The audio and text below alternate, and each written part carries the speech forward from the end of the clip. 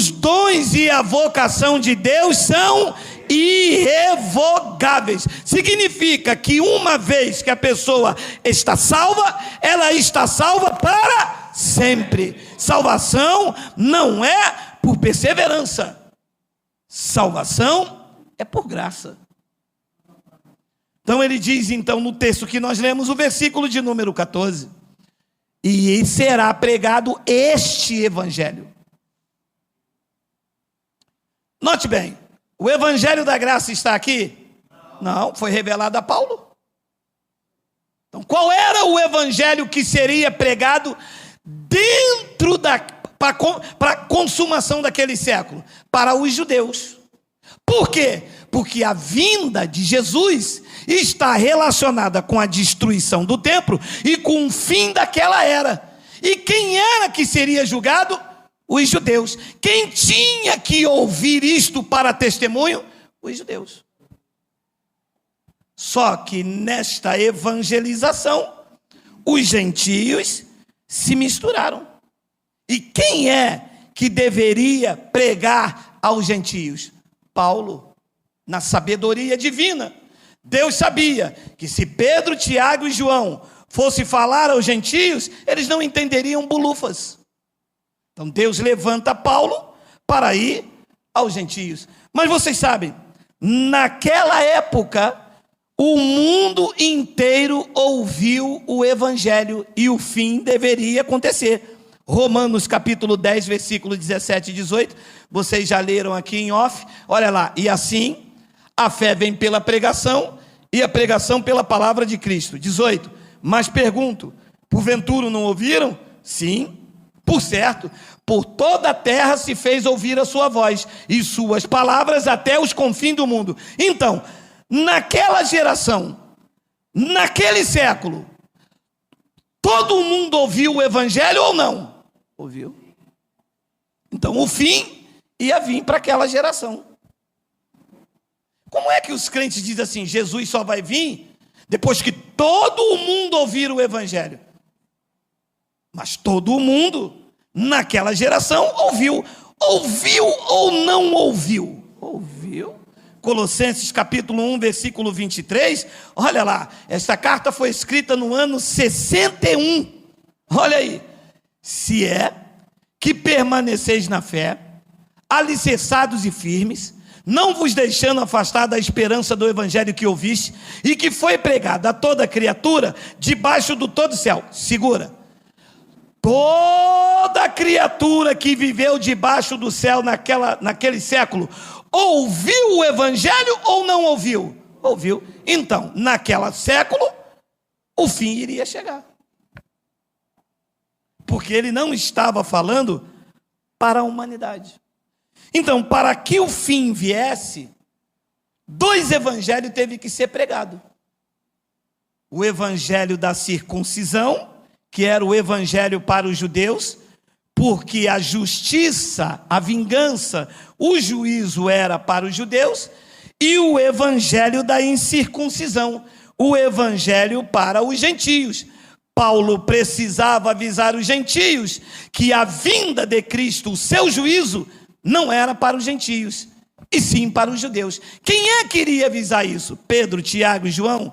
Não, eles não tinham esta mensagem. Quem tinha que avisar aos gentios que eles estavam justificados, que eles estavam selados, que sobre a vida deles não tinham condenação, era Paulo. Olha lá o que diz Gálatas capítulo 2, versículo 6 ao 9, olha aí: e quanto àqueles que pareciam ser de maior influência, quais tenham sido outrora, não me interessa. Deus não aceita a aparência do homem. Esses, digo que me pareciam ser alguma coisa, nada me acrescentaram. 7. Antes, pelo contrário, preste atenção, quando viram que o evangelho da incircuncisão me fora confiado, como a Pedro o da circuncisão. Evangelho da circuncisão é que tipo de evangelho? A lei. Então Pedro pregava o evangelho da lei de Moisés. E Paulo, o evangelho da incircuncisão, sem lei.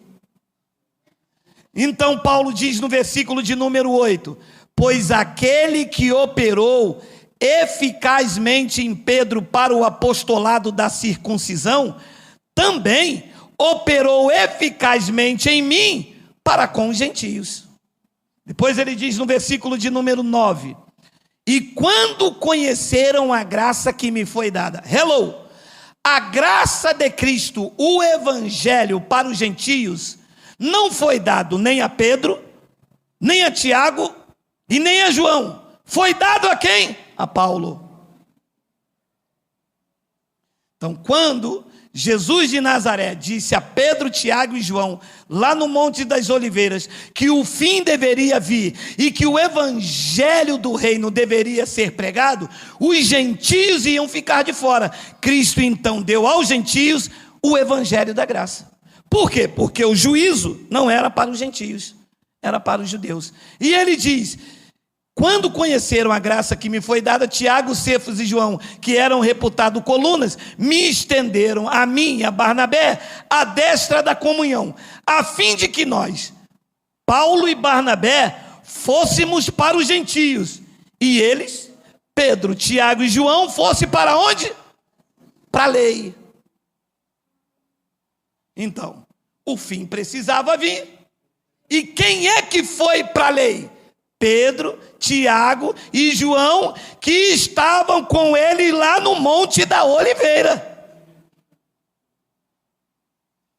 E para os gentios, foi Paulo. Os gentios iriam ficar fora do juízo, da vingança que se deu no ano 70, mas precisavam ficar tranquilos contra aquele evento.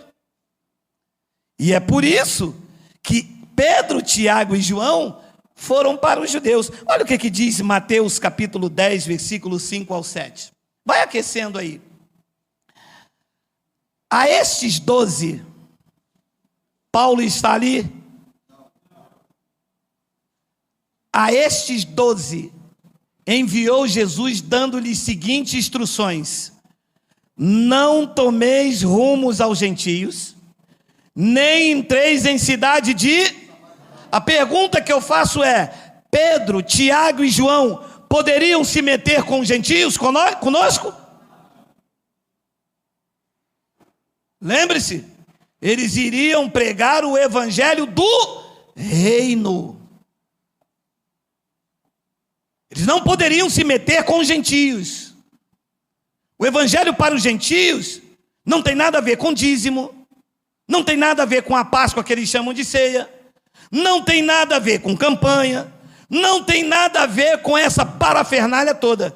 O evangelho para os gentios é o evangelho que veio do terceiro céus, que diz que é a insondável riqueza de Cristo. Quem tinha essa mensagem era Paulo. Quando você entra nesses alçapões, não tem a doutrina de Paulo. Quando você entra nesses alçapões, tem Jesus é a figueira, é Salomão, a mulher do fluxo de sangue, é Golias, é Sansão. Tudo isso é a lei de Moisés, é o antigo pacto. É um ritual para tomar dinheiro, para escravizar, para botar medo. Então Jesus disse a eles: olha, eu não quero que vocês se metam com os gentios. A mensagem de vocês é o evangelho do reino, não é o evangelho da graça. Ué, e tem diferença evangelho do reino e o evangelho da graça? Tem. O evangelho do reino diz que o reino de Deus está próximo. O evangelho da graça diz que nós já estamos nesse reino. Totalmente diferente.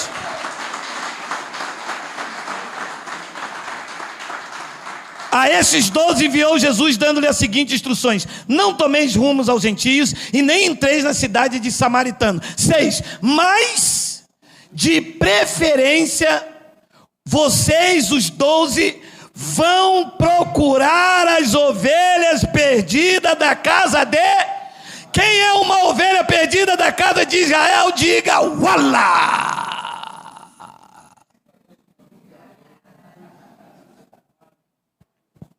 Vocês compreendem? Eles não podem se meter conosco.